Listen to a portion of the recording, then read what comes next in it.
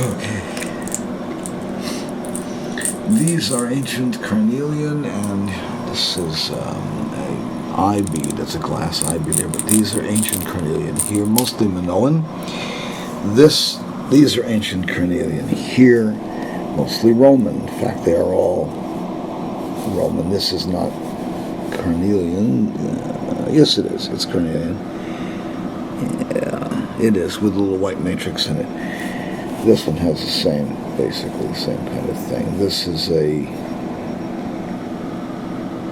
that's a full bead, and it's about 1st century AD. This is as early as the 2nd century BC. So here's what I do. There's no secret. I don't make any secret of it at all, because I don't have to. It's so damned hard that nobody in their right mind would do this. And then getting hold of the antiquities is today impossible. I have antiquities that date back 30, 40, 50 years. And that's why I have them, because I couldn't get them today. There's no way.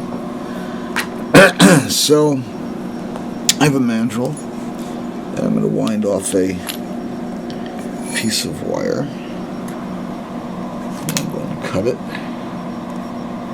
about equal, like that, and do the same again.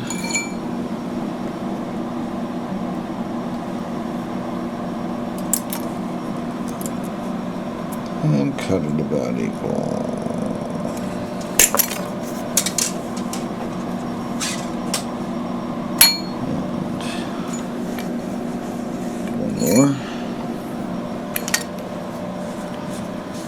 These will all be around size 3 or 4 here, these guys. That'll be a size 4 right there. Even a 5 maybe. Oh yeah. That's going to be a pretty big one.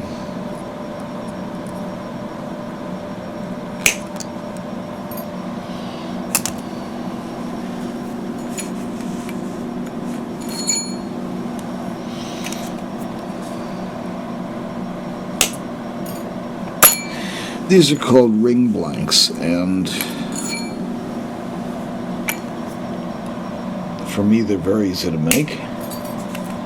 I don't think they would be that easy for you, but you might find them so, I don't know.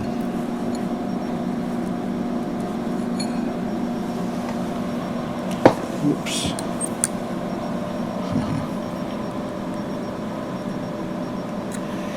A little too small. Okay, so then I take my horns, I make my horns here, like that. Then I have to flush cut here and make sure that that's the same length. No matter what, it may not be that good a length.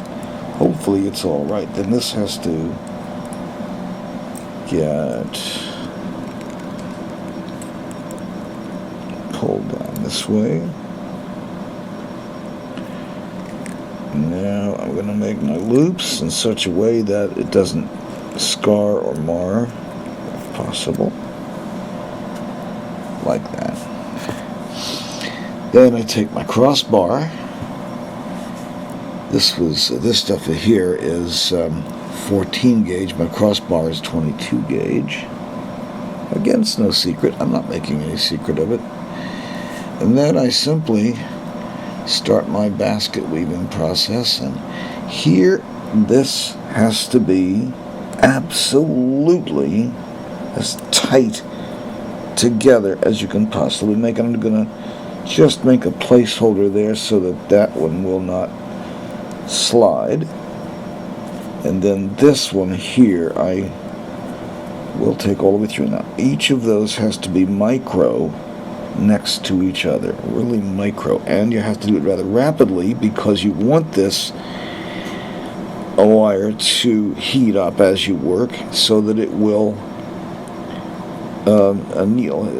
It will temper itself. See, what happens is that it is dead soft, and now it is spring. See, it's spring. And the reason it's spring is because I have worked rapidly to get this on there. Bring it over slightly. Make a flush cut with my This is my Lindstroms here.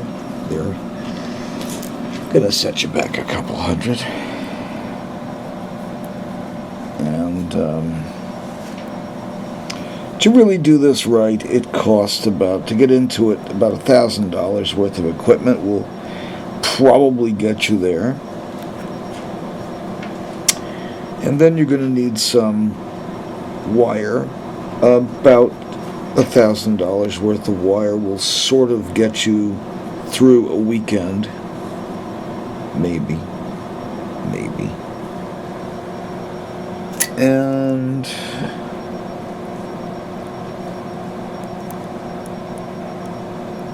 then you're going to need the beads, and the ancient beads you can't buy. You just can't. So this is ancient carnelian. It's Roman carnelian. How much is this worth? Oh, well, just try to find one, and then you tell me what they're worth, because you won't be able to find one. First of all, nobody makes rings like I do. And secondly, and I shouldn't say nobody does, a few people do. A few folks do. It is true. Not many. And they don't apply 7,000 years of ring technology to their craft.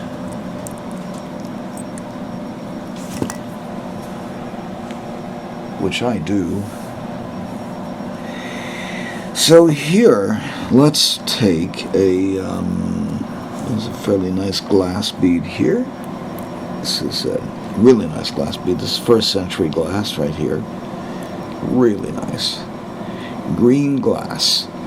Why green? Well, what happened is, not for quite some time did they discover the secrets of chemically altering glass. And when they did, they used a lot of lead and cadmium and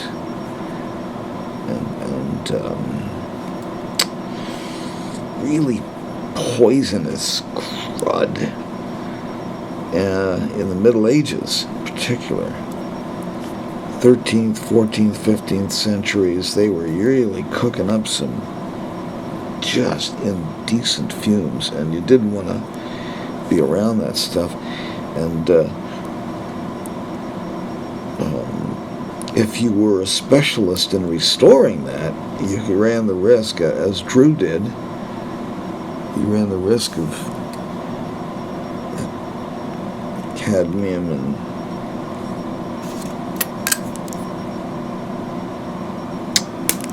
cobalt and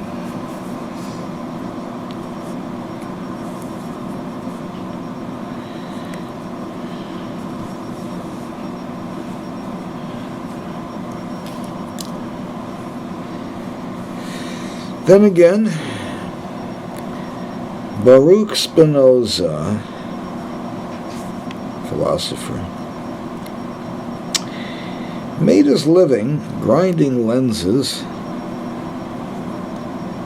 and that caused severe decay, as it can. Only happens once, though, what the hell. So here is Roman glass. Very nice piece of Roman glass, as it were. It's really sweet. You wouldn't want to walk out on the street with this. It has a little chip out of it. This is very, very delicate. And it's meant to be used very specifically as a ring of power.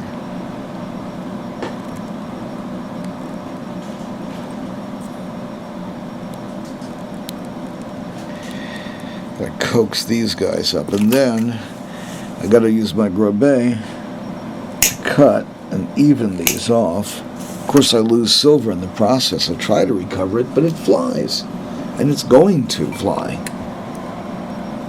About 30% of your silver is lost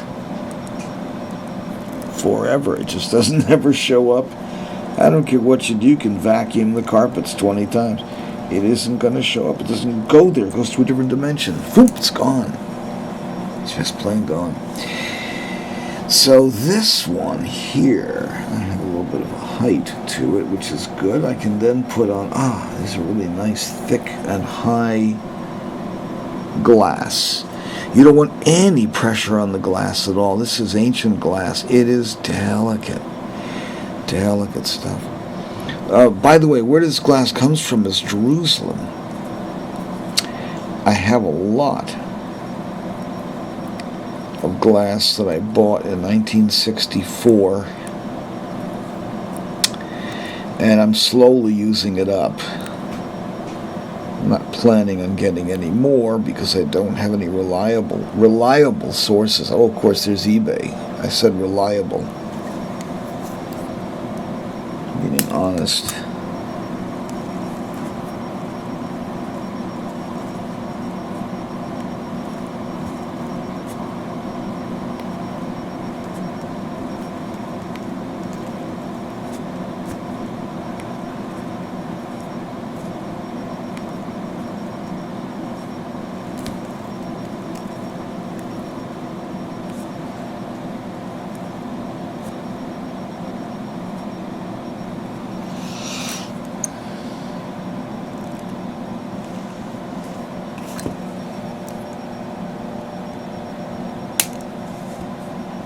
There you go. Ancient Roman glass in a modern setting that's wearable, and yet it's an ancient setting. It's ancient. It's made the same way, exactly the same way. The only difference is my tools are steel, Damascus steel, rather than bronze, but they are the same tools, using the same tools.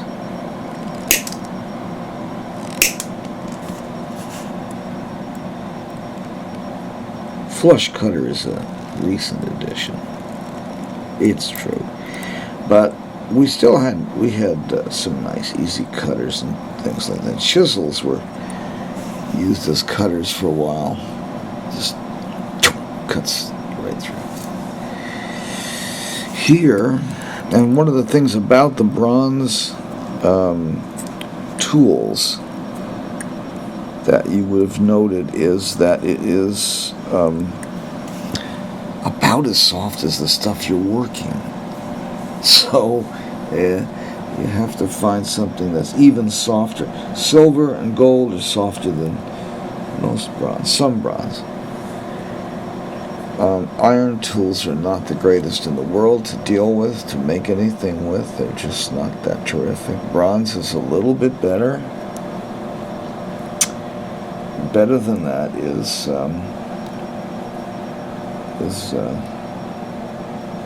stainless steel or Damascus steel, which is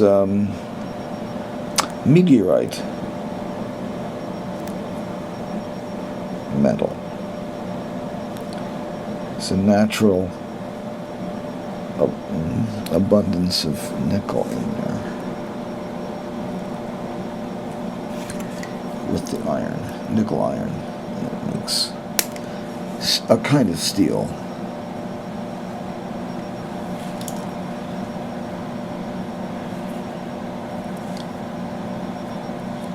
Nothing like 440, but it's very, very potent. You could cut through a sword, a bronze sword, with a Damascus steel sword. It was considered magic. It was like it cut through an enemy sword like butter, just right through.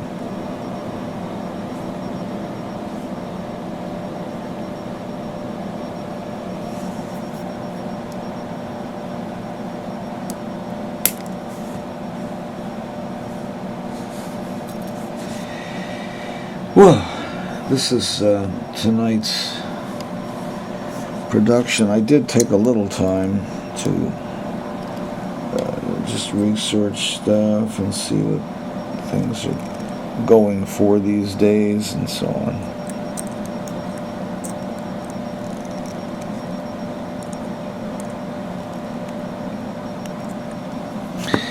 It's not a question of price anymore. It's just a question of sheer availability, and in the situation all over the world, the situation is very bad, and so, as you would expect, all the trade routes are pretty much dumped out and all of that.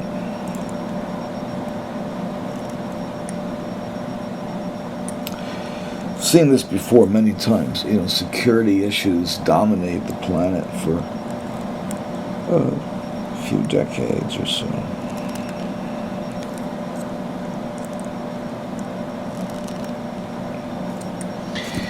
Ooh, that was a wild miscalculation there. I think I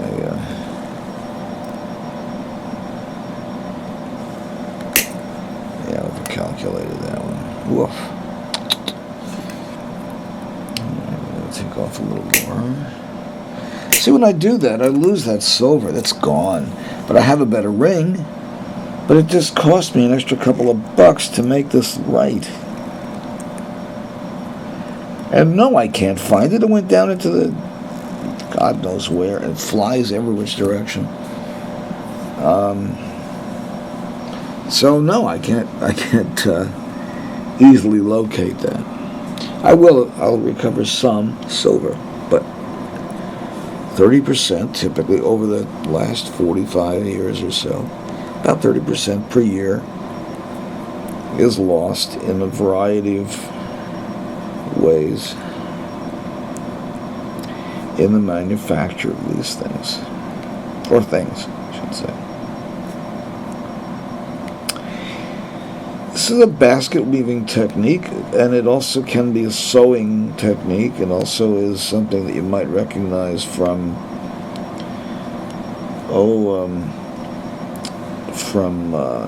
fiber work and things.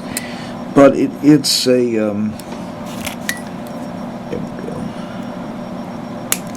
you got to get this right. If it doesn't go exactly right, you have to cut it apart and start over. That's why you do 1,000 in copper first before you touch the silver. In my studio, we do copper first, and that's with 16 and 20 gauge rather than this, which is 14 and 22, which is what you use for silver. Gold you will probably want to use for, I only would go to 18K. I don't do any 14K stuff at all. I don't mess with 14K. Only findings 14K. This is really sweet. That's green glass, and this I know exactly where that comes from. That's from Bari, from Italy. And that is Roman glass, and that, as it's at its best, that's like a $300 ring at least. I'd say $375 for that. It has nothing to do with the size of the ring or the size of the stone. It has to do with the scarcity of the thing, and that's the key factor. Here is a very nice glass piece. Ooh, this is sweet. This is very nice. But I don't know if I should put this in the ring. I will. I'll put it in the ring. Okay. This could be just mounted by itself. It's one of these. It's Jerusalem, and it's one of these things where you could take this glass and put it on a piece of plexi and put a light behind it and make a pretty nice little display with it. And frankly, what I'd use is a battery-operated light. Now I'm going to turn it over and do this side, so I get an even distribution, and everything is coming out good here. Okay.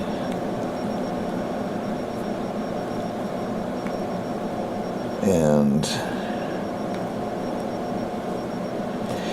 You got to be doing this for the benefit of others. If you're doing it for yourself, there's a lot better and easier ways to make a living, let me tell you. But if you're going to be doing this so people can use it for their past life contacts, that is really worthwhile. That really makes it a very worthwhile effort, and it's so much easier to do the work when you have that goal, a real goal in mind, not just making money. Okay. There. See? And it doesn't take me long to do this, but don't forget, I've been doing this for 7,000 years. For me, this is a cinch. It's very easy. And I could sit in a marketplace and do this without any power tools at all. All I would need is what I have here and a little file. Like, this is what I'd use in modern times right here to ease up the little windings here. There's a little spur on the winding, and what I would do is just take this and hit this like that, perfect, and that's all I need. You can use an emery board for the same purpose if you wanted to. A little red, kind of orangey on one side and kind of cream colored on the other side. Those things, they work really great, and that actually will work well to take that little spur of metal off of there. These, by the way, are all okay to use. This is all good to go stuff here. These are for the men's rings over here because they need a little bit larger. And then here I have these wonderful, but very few of them, unfortunately, Carnelian, ancient Carnelian here. And that is hard to get. I have modern Carnelian galore. There's a modern Carnelian. It's very pretty. But this is ancient Carnelian, and it's hard to come by. And that size, especially, it's really hard to come by. So I have to look for stuff that's about 6 millimeters, 7 millimeters across. No more than that.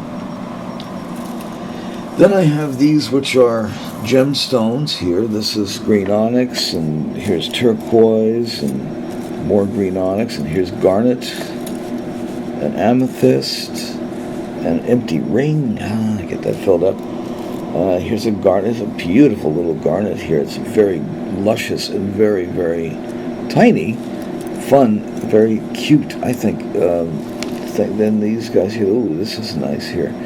That is coral, and the coral is just delicious looking. So is the green onyx. They look fabulous together. And also, the garnet looks great in this as well. I made a lot of garnet because I was very pleased with it.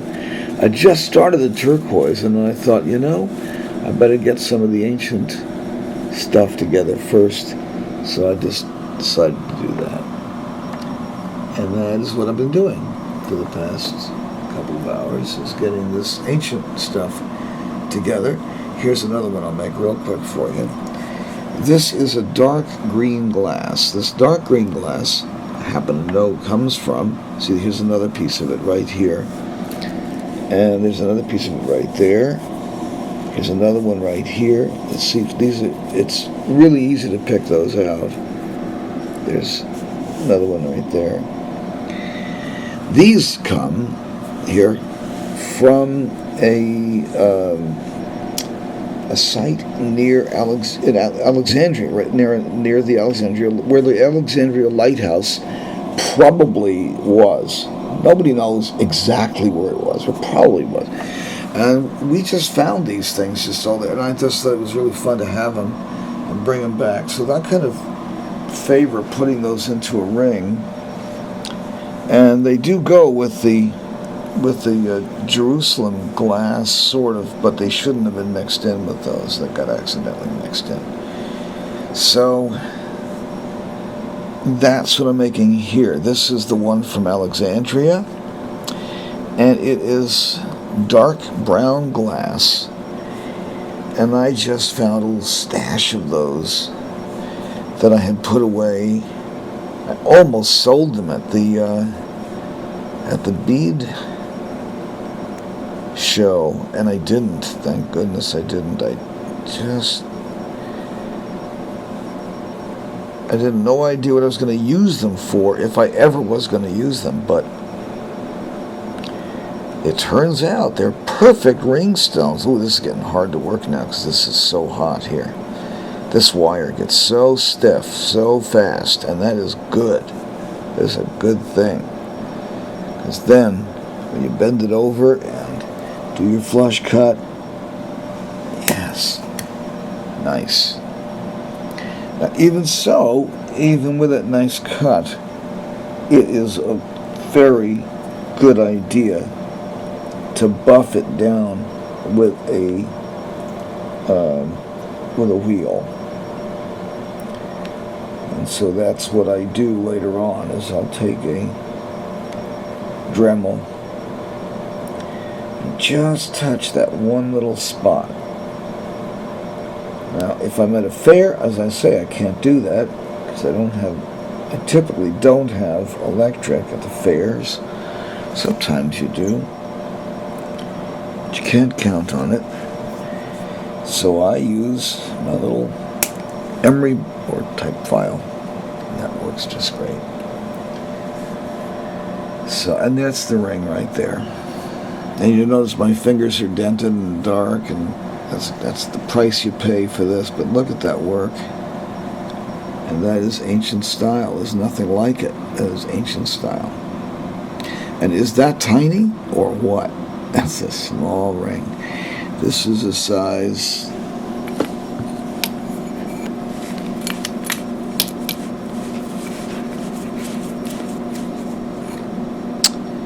1.5 is what that is. It's a 1.5. That's tiny. This one here, by comparison, is about a 3 or 4. And this is, ooh, that's a 5. It's way up there. And this one is heavier metal. This is the man's ring. And that is a size 10. And that's Roman glass. And that is a very heavy shank. Right there. Very nicely done. Okay. And I'll compare them for you. This is the women's ring here, and this is the men's ring here. Although, obviously, if you have a larger hand, you want the larger, fatter ring. If you have a skinny hand, you want the smaller, skinnier ring. So that's how it works. I've got these that are the big fat guys right here. Those are the big guys with the big shanks right there. And then I have the littler ones with the smaller shanks and the little ones here with the smaller shanks. And this one is medium size with the smaller shanks. So you actually could, if you wanted to, have a smaller size like that. That's a size 5.5. That's what that is. So it's a 5.5. And I can make them any size. That's the nifty thing about it. Now here, I'm kind of playing guess because these are going to be used as workshop devices. So I'm kind of guessing for size. I'm not sure of my sizes at all because people are going to say, well, I do this and I do that and so forth. So I'm just making a few of each where I'm guessing that I probably will need so many of these and so many of these, and then I'll make the rest up to order to exact sizes that people ask for and so on. All right. So one of the things that you're going to want to use if you ever get into the business is this. I have one out of metal. The ones that are plastic are perfectly fine.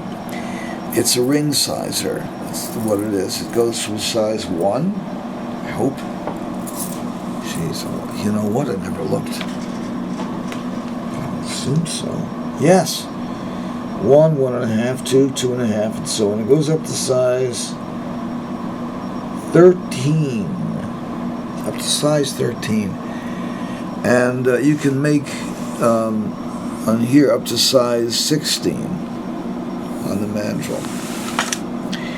Now, the more size there is to it, the more metal there is to it. I mean, that makes common sense, right? It's the truth. So you have to be aware that a smaller ring is less expensive to make, typically. But then you add such a thing as an ancient glass, and now the price of the silver is irrelevant,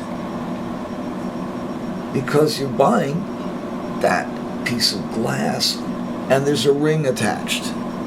The glass is what you're buying. The glass is what you're paying for. And of course the workmanship you should pay for, but in this day and age you don't typically pay for workmanship at all. You don't have to, because there's people willing to give it away for nothing. So everybody has to give it away for nothing as a result. All kinds of crafts are going down as a result of that, by the way. That's what happens. Okay, it's time to go to breakfast and then to the morning show. See you then.